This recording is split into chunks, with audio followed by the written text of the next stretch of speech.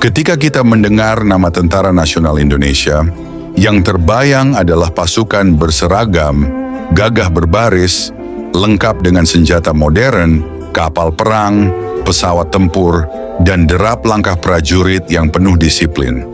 Namun, tahukah kita bahwa TNI yang kita kenal hari ini lahir bukan dari sebuah markas besar yang megah, melainkan dari rakyat biasa, dari semangat perjuangan, dan dari kondisi serba kekurangan? Sejarah TNI sejatinya adalah sejarah bangsa Indonesia sendiri. Sebab TNI lahir bersama kemerdekaan kita, tumbuh bersama perjalanan republik ini, dan menghadapi pasang surut sejarah negeri. Untuk memahami TNI, kita perlu mundur ke masa lalu, jauh sebelum kemerdekaan diproklamasikan. Pada awal abad ke-20, tentara di Hindia Belanda bukanlah milik rakyat Indonesia. Tentara itu bernama KNIL, Koninklijk Nederlands Indisch Leger, atau Tentara Kerajaan Hindia Belanda. KNIL dibentuk untuk melindungi kepentingan Belanda. Anggotanya memang ada orang Indonesia, tetapi hanya sebagai serdadu rendahan, tanpa kesempatan naik jadi perwira tinggi. Komandan, perencana, hingga strategi semuanya tetap dikendalikan Belanda. Dengan kata lain, orang Indonesia memang dipersenjatai, tapi bukan untuk membela bangsanya sendiri. Mereka hanya menjadi alat kolonial. Namun sejarah berubah drastis pada tahun 1942. Perang Dunia Kedua merambat ke Asia. Jepang, dengan bala tentaranya yang besar, berhasil mengalahkan Belanda dan menduduki Indonesia. KNIL bubar. Orang-orang Belanda ditawan. Dan untuk pertama kalinya, orang Indonesia punya kesempatan baru, meski bukan kebebasan, melainkan dalam kerangka militer Jepang. Awalnya, Jepang melarang orang Indonesia memegang senjata. Mereka takut rakyat bisa memberontak. Tetapi ketika perang semakin berat, Jepang butuh tenaga. Maka dibentuklah organisasi-organisasi semi-militer, Seinen dan Barisan Pemuda, Keibo dan Pembantu Polisi, Fujinkai, organisasi wanita, Heiho, pasukan pembantu, serta yang paling penting, PETA, pembela tanah air. Heiho dilatih langsung Jepang, bahkan ada yang dikirim ke luar negeri.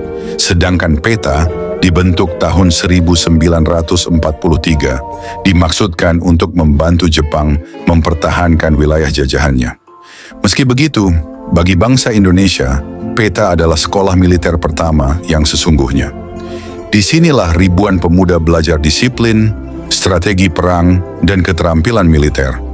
Anak-anak muda yang sebelumnya hanya petani, guru, atau pelajar, tiba-tiba memegang senjata, mengenakan seragam, dan mendapat pelatihan. Dari PETA lahir tokoh-tokoh besar seperti Sudirman, Supriyadi, Nasution, Gatot Subroto, Ahmad Yani, dan banyak lagi. Pada 15 Agustus 1945, Jepang kalah perang setelah Hiroshima dan Nagasaki hancur oleh bom atom. Pada 17 Agustus 1945, Soekarno dan Hatta memproklamasikan kemerdekaan Indonesia. Rakyat bersorak, bendera merah putih dikibarkan, lagu Indonesia Raya berkumandang di seluruh Nusantara. Namun masalah besar muncul, siapa yang akan menjaga kemerdekaan itu? Belanda pasti tidak tinggal diam. Sekutu pun segera datang, sementara ribuan tentara Jepang masih bercokol di Indonesia. Maka pada 23 Agustus 1945 dibentuklah Badan Keamanan Rakyat, BKR. BKR bukan tentara reguler, lebih mirip organisasi keamanan rakyat. Namun di berbagai daerah, mantan anggota PETA, Heiho, dan para pemuda segera bergabung. Mereka mulai mengorganisir diri, menyimpan senjata rampasan, dan menjaga kota-kota. Situasi memanas dengan kedatangan sekutu dan Belanda. Rakyat ingin angkat senjata. Akhirnya pada 5 Oktober 1945, Presiden Soekarno mengumumkan berdirinya Tentara Keamanan Rakyat, TKR. Inilah tonggak penting yang kita kenang sebagai hari lahirnya TNI. TKR masih sangat sederhana. Persenjataannya minim, kebanyakan rampasan Jepang atau senjata rakitan.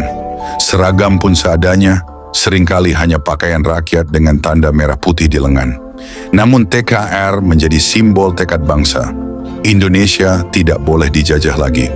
Dari TKR kemudian muncul seorang tokoh besar, Sudirman, mantan guru lulusan PETA, yang diangkat menjadi Panglima Besar pada usia 29 tahun. Meski muda, ia dihormati karena kerendahan hati, religiusitas, dan keberaniannya. Pasukannya rela berkorban demi dirinya, karena ia pun rela berkorban demi mereka. Pada 1946, TKR diubah menjadi TRI, Tentara Republik Indonesia, agar lebih terorganisir sebagai tentara resmi negara. Namun tantangan tetap berat. Belanda ingin kembali berkuasa sehingga pertempuran pecah di berbagai daerah. Salah satu yang paling heroik adalah pertempuran Surabaya, 10 November 1945. Rakyat dan pemuda bersatu melawan pasukan Inggris Belanda yang bersenjata modern.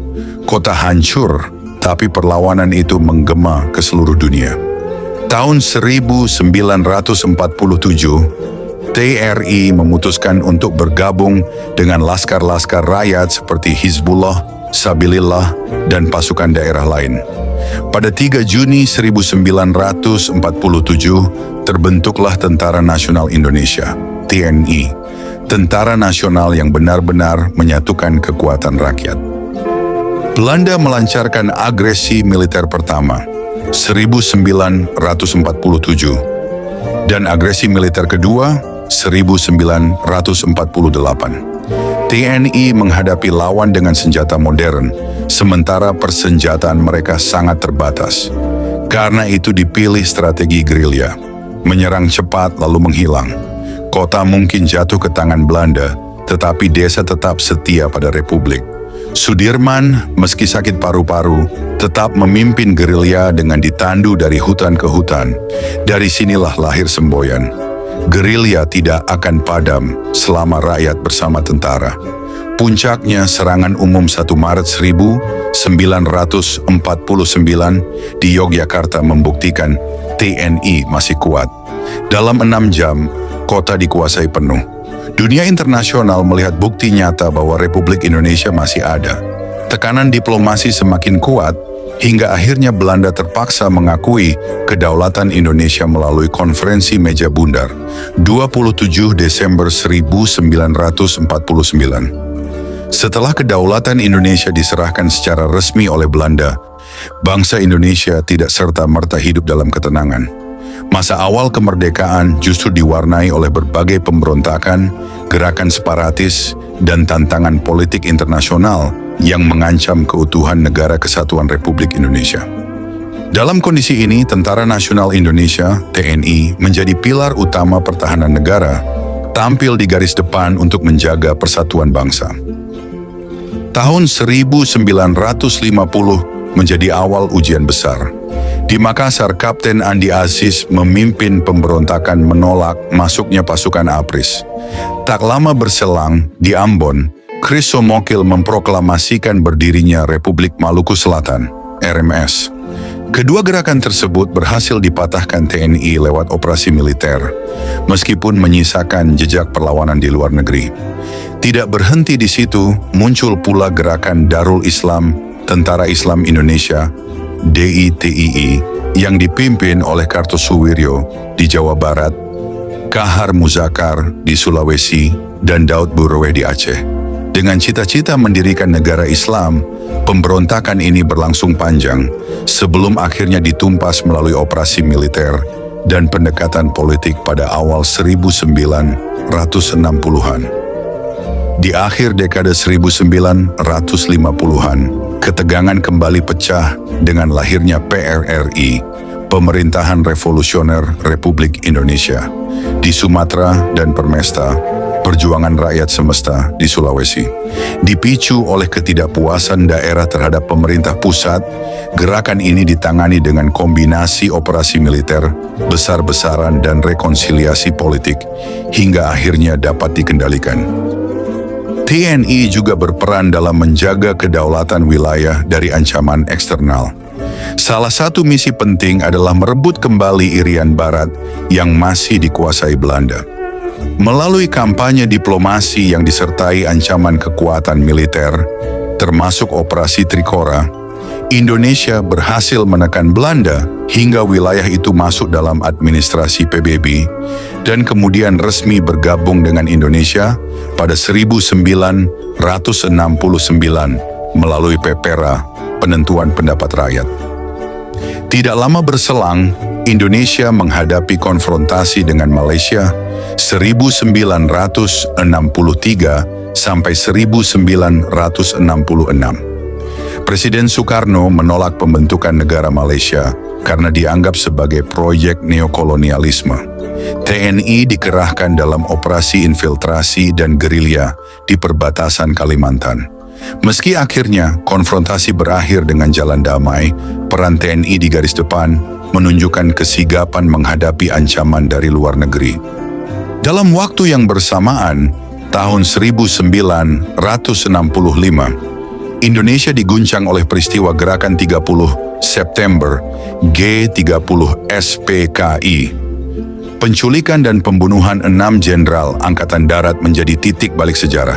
TNI, khususnya Angkatan Darat, bersama rakyat berhasil menggagalkan upaya kudeta tersebut, sekaligus menandai perubahan besar dalam arah politik Indonesia. Memasuki masa Orde Baru dan Reformasi, gerakan separatis kembali muncul. Di Aceh, gerakan Aceh Merdeka menuntut pemisahan diri sejak 1976. Konflik panjang ini baru berakhir melalui perundingan damai di Helsinki pada 2005. Di Papua, organisasi Papua Merdeka (OPM) juga terus berusaha memisahkan diri. Hingga kini, TNI tetap menjalankan operasi di Papua untuk menjaga kedaulatan negara, di samping upaya pembangunan dan dialog. Setelah 1998, peran politik TNI mulai dikurangi. Fokus utamanya kembali pada fungsi pertahanan. Saat ini, TNI menghadapi tantangan baru, mulai dari terorisme, kejahatan siber, hingga perdagangan ilegal.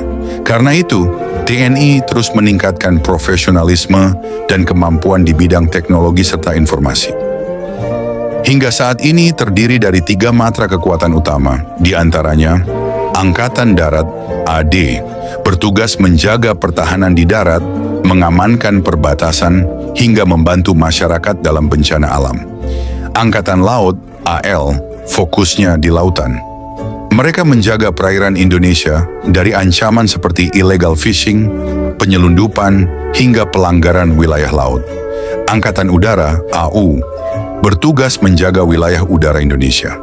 Mereka juga melakukan patroli, operasi udara, hingga misi kemanusiaan seperti evakuasi dan bantuan bencana. Secara garis besar, tugas TNI adalah menjaga kedaulatan negara, mempertahankan keutuhan wilayah NKRI, serta melindungi seluruh bangsa Indonesia. Tugas itu dilakukan lewat 2 bentuk operasi. Operasi militer untuk perang, yaitu menghadapi ancaman militer dari luar negeri.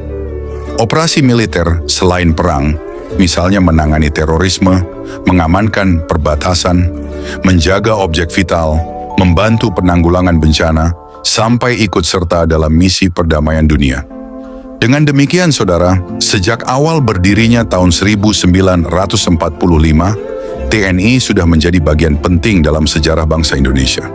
Hingga kini, TNI tetap setia menjaga kedaulatan negara, melindungi rakyat, dan menghadapi berbagai tantangan zaman.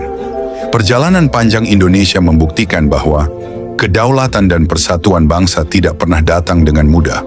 Pemberontakan, gerakan separatis, dan konfrontasi internasional silih berganti menguji ketahanan negara. Dalam semua itu, TNI senantiasa hadir sebagai benteng pertahanan, tidak hanya mengandalkan kekuatan senjata, tetapi juga berperan dalam mendukung upaya politik dan diplomasi. Peran TNI dalam menumpas pemberontakan, merebut Irian Barat, hingga menghadapi konfrontasi Malaysia adalah bukti nyata bahwa TNI merupakan garda terdepan penjaga keutuhan NKRI. Sejarah menunjukkan, tanpa TNI, perjalanan Indonesia menuju persatuan dan kedaulatan mungkin akan jauh lebih berliku. Itulah sekilas tentang sejarah dan peran TNI. Semoga kita semua semakin menghargai jasa para prajurit yang selalu siap menjaga bangsa ini.